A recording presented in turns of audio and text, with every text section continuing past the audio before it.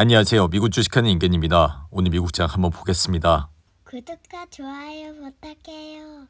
오늘 시장은 미중 관세 전쟁이 아주 가까운 미래에 완화될 것이란 스콧 베센트 장관의 발언으로 3대 지수는 일찍 상승을 하는 모습을 나타냈고, 이에 나스닥은 장중 한땐 3% 이상 올라 극도의 변동성 장세는 여전히 지속되고 있는 모습을 보여주고 있는데요. 이에 테슬라는 장 마감 직후 1분기 실적을 내놨고, 이번 실적 보고서는 매출 193억 3,400만 달러로 지난해 같은 기간보다 9%나 감소해 시장의 예상치 211억 1천만 달러를 크게 하회하는 모습을 나타냈습니다. 여기에 주당 순이익도 0.27달러로 지난 동기보다 40%나 줄어 시장의 전망치 0.39달러보다 확연히 떨어지는 모습을 보여줬는데요. 여기에 테슬라는 올해 성장 전망치를 제시하지 않았고 2분기 업데이트에서 2025년 지침을 재검토할 것이라 밝혀, 이러한 요소는 테슬라가 트럼프의 무역전쟁이 글로벌 공급망과 부정적인 영향을 미치고 있기에 단기적으로 차량 수요에 상당한 영향을 미치고 있다는 뜻으로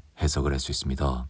이에 앞서 테슬라는 1분기 전기차 인도량이 전년 동기 대비 13% 감소한 33만 7천 대를 기록해 이번 1분기 실적 부진을 미리 예고했고, 그동안 모델 Y 새로운 버전을 생산하기 위해 4개의 자동차 공장 라인을 업데이트해야 됐던 것이 이번 매출 감소의 큰 원인이라, 또한 평균 판매 가격과 판매 인센티브가 낮아진 것도 매출과 이익에 큰 영향을 미쳤다 할 수 있는데요. 이에 테슬라는 이번 주주 자료에서 빠르게 진화하는 무역 정책이 회사와 동종업체, 글로벌 공급망과 비용 구조에 부정적인 영향을 미치면서 자동차와 에너지 시장의 불확실성이 계속 증가하고 있다 밝혔고, 이러한 역동적이고 변화하는 정치적 정서가 테슬라 제품 수요에 단기적으로 의미 있는 영향을 미쳤다고 밝혔습니다.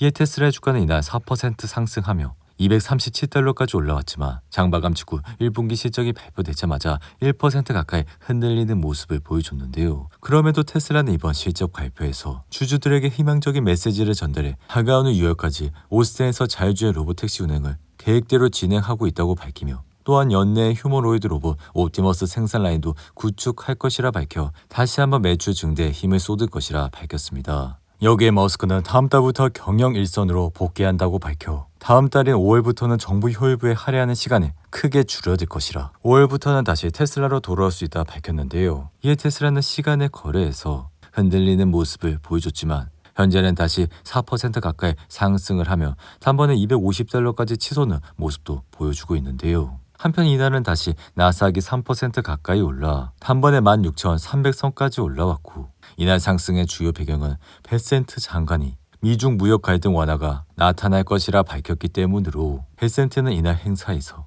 미중 관세 전쟁은 지속 불가능하다며 아주 가까운 미래에 상황이 완화될 것이라 이러한 상황은 지속 가능하다고 생각하지 않기에 양국 간의 포괄적 합의가 이뤄지는 시점은 2년에서 3년 내로 이뤄질 것이라 밝혔습니다. 여기에 백악관도 미중 무역 협상이 시작되진 않았지만 새로운 합의를 위한 모색이 매우 잘 되고 있다 밝혀, 트럼프는 중국과 협상 발판을 마련하고 이번 주에만 34개국과 회담을 하고 있다 밝혀 지금은 다시 무역 협상 진전에 대한 기대감이 높아지고 있는데요. 이에 전날 나스닥은 주식과 국채, 달러와 같은 3대 자산이 동반 하락을 하면서 셀 아메리카 현상이 두드러졌고, 심지어 트럼프는 파월에게 금리 인하를 재차 압박하며 통화정책 독립성에 대한 우려를 키웠지만 지금은 증시 급락 하루 만에 저가 매수세가 유입되며 나스닥은 반등을 시도하고 있고, 여기에 베센트 장관의 발언이 상승폭으로 확대해 나스닥은 2% 넘게 상승을 하는 모습을 나타냈는데요. 이에 개인적인 생각은 관세 정책을 둘러싼 극도의 불확실성 속에 페닉스는 하루 만에 진정됐지만 경기 둔화의 우려는 여전히 지속되고 있어 이날 공개한 세계 경제 전망 보고서에선 IMF는 세계 경제를 종전 대비 0.5포인트 하향한 2.8%로, 그리고 미국의 성장률은 올해 1.8%로 예상해 종전 대비 0.9포인트나 낮추는 모습을 보여줬습니다. 이에 지금은 달러가 떨어지는 대신 금값은 치솟고 있어 금은 온스당 3,380을 돌파하며 신기록을 세우고 있기에, 여기에 중국은 지난 3월 금 보유량을 5톤이나 늘리면서 5개월 연속 매수를 기록하고 있는 모습을 보여주고 있는데요. 이에 지금은 중앙은행에 이어 금 ETF에 자금이 유입되면서 실물 매수세가 이어지고 있고, 인플레이션과 거시적 요인 그리고 무역과 경제 전망에 대한 불확실성이 복합적으로 작용해 금에 대한 안전자산 수요는 꾸준히 증가하고 있는 모습을 보여주고 있습니다.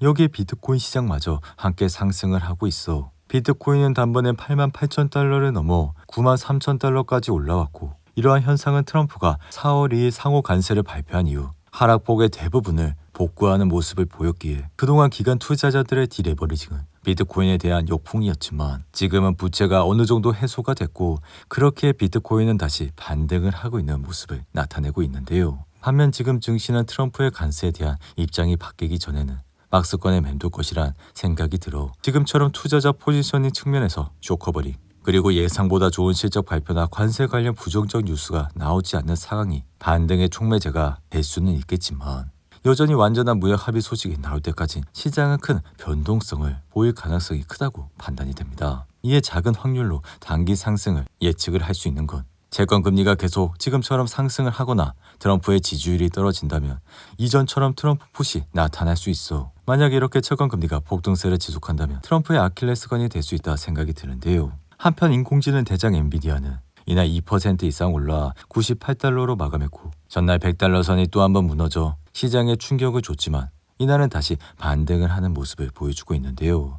게다가 현재 장외에서 3% 이상 상승을 하며 100달러 선이 붕괴되자마자 다시 회복을 하는 모습을 보여주고 있습니다. 하지만 엔비디아는 이제 AI 개발을 둘러싼 패권 경쟁을 벌이는 미국과 중국 두 국가 사이에 다시 끼이게 됐기에 AI 컴퓨팅 분야에서 엔비디아 입지는 매우 강력하지만 지금은 미국과 중국 간 무역 전쟁에서 이것은 결코 좋은 일이 아니라 생각이 드는데요. 이에 젠스상은 H2시 수출이 통제되자마자 중국에 찾아가 서비스를 계속할 것이라 밝혔고 이는 중국 시장의 칩셋이 판매하지 못하게 된 것이 엔비디아의 비즈니스를 얼마나 흔들 것인지를 보여줬다는 뜻으로 해석을 할 수 있습니다. 이로 인해 엔비디아는 H20 칩 대중 수출 규제 강화로 중국 수출이 사실상 어려워지며 1분기에 발생한 손실이 55억 달러 즉 7조 8천억으로 예상한다 밝혔고 올해 1분기 미국의 수출 규제 강화를 앞두고 알리바바와 텐센트, 중국 IT 기업들의 칩 주문이 급증했기에 엔비디아 입장에서도 난처한 상황이라 할 수 있는데요. 이어 팔란티의 주가는 이날 3% 이상 올라 이달 들어 16% 가까이 상승했고 연초 대비로는 여전히 30% 넘게 올라오고 있는 모습을 나타내고 있습니다. 이에 팔란티어는 국방부와 에너지 그리고 CIA와 같은 국가기관들과 여전히 협력을 하고 있고 최근에는 기업과 민간 영역까지 사업을 확장하고 있기에 지난해 4분기 매출은 전년 동기보다 36%나 증가한 8억 2,750만 달러를 기록해 올해 1분기 매출 역시 다음 달 5일 발표 예정이라 현재 증시가 흔들리고 있는 와중에서도 팔란티어는 잘 버티고 있는 모습을 보여주고 있는데요. 이어 에너지 기술 회사 인페이지 에너지는 장마감 직후 시장 예상치를 하회하는 실적을 보여 현재는 12% 이상 하락을 하고 있고 인페이지는 3억 5,600만 달러의 매출과 주당 68센트의 순이익을 기록해 시장 예상치를 모두 미스하는 모습을 보여줬습니다. 여기에 생명공학 기업인 인투이티브 서지컬 역시 시장 예상치를 하회하는 실적을 발표해 시간의 거래에서 약 6% 하락 중이며 소프트웨어 기업인 SAP는 1분기 실적이 시장의 예상치를 상회한 데 힘입어 현재 장외에서 7% 이상 상승을 하고 있는 모습을 나타내고 있는데요.